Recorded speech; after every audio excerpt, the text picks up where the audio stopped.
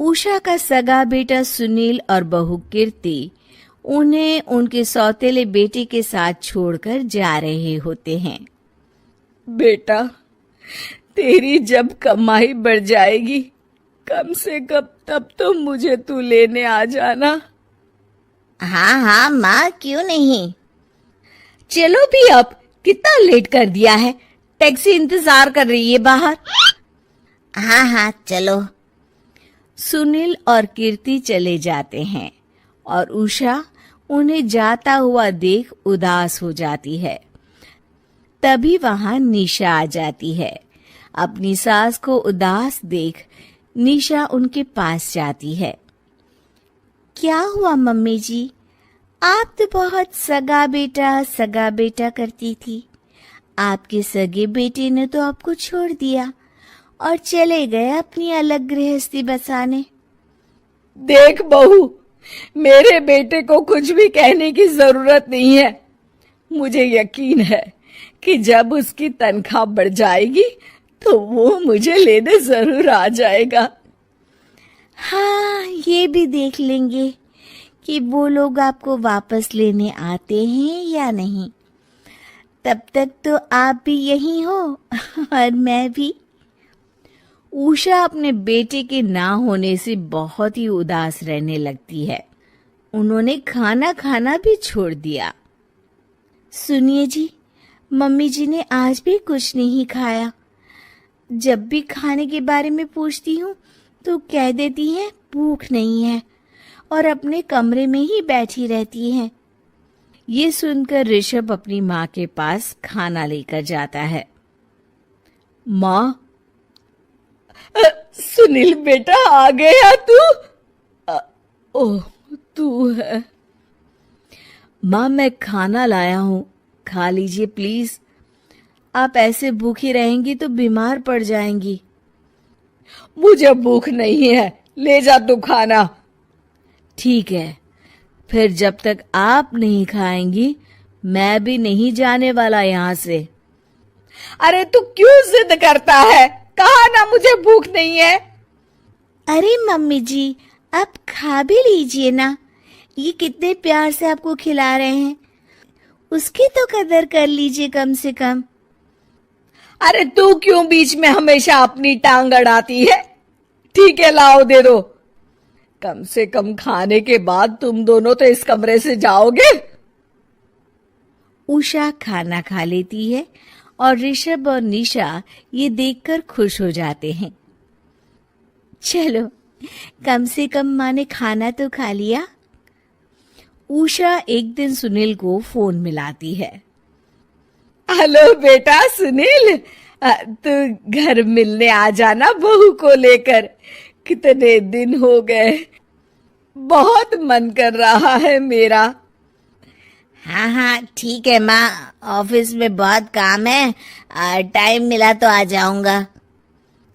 Sunil phone काट देता है। हेलो हेलो सुनील बेटा। सुनील की बात सुनकर उषा उदास हो जाती है।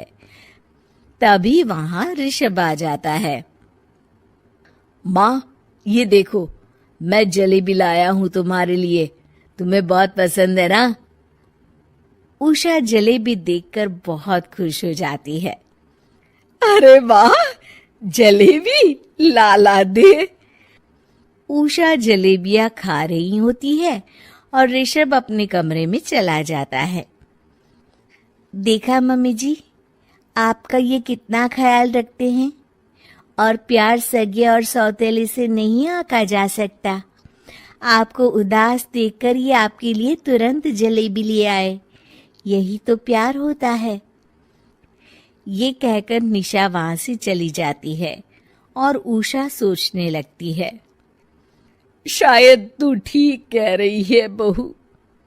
उषा देखती है कि ऋषभ उसका बहुत ख्याल रखता है और उसे उसकी गलती का एहसास होने लगता है। एक दिन सुनील और कीर्ति घर पर आते हैं। उषा उन्हें देखकर खुश हो जाती है। और माँ, कैसी हो? अरे बहुत अच्छी हूँ। ऋषभ और बहू मेरा बहुत ख्याल रखते हैं। वैसे मुझे नहीं लगा था कि तू आएगा बहू के साथ। क्यों, ऐसा क्यों लगा आपको माँ? बेटा, फोन पर तूने कहा था कि तुझे बहुत काम है। हाँ माँ, पर मुझे ये भी तो पता था ना कि मेरी माँ इंतजार कर रही होगी मेरा। ना बेटा ना, मैं तो इंतजार नहीं कर रही थी। मैंने तो उम्मीद ही छोड़ दी थी। सुनील को ये देखकर अजीब लग रहा होता है कि उसकी माँ ऋषभ से अब बहुत अच्छे से बात कर रही होती है और उसके आने की उनको कोई खास खुशी भी नहीं होती है। अपनी माँ का ध्यान न पाकर उसे थोड़ी सी जलन महसूस होती है। माँ, ये देखो मैं क्या लाया हूँ, साड़ी तुम्हारे लिए। हाँ बेटा, अच्छी है साड़ी तो। अच्छी है तो फिर आप आज इसे पहनो और फिर कहीं घूमने चले जाते हैं। बेटा, ऋषभ ने भी मुझे साड़ी दी थी। आज तो मैं वही पहनूंगी। तेरी दी हुई साड़ी फिर कभी पहन लूंगी। सुनील को अब बहुत ही ज्यादा जलन हो रही होती है। उसे समझ नहीं आता कि अपनी माँ का ध्यान फिर से कैसे वो अपनी तरफ खींचे।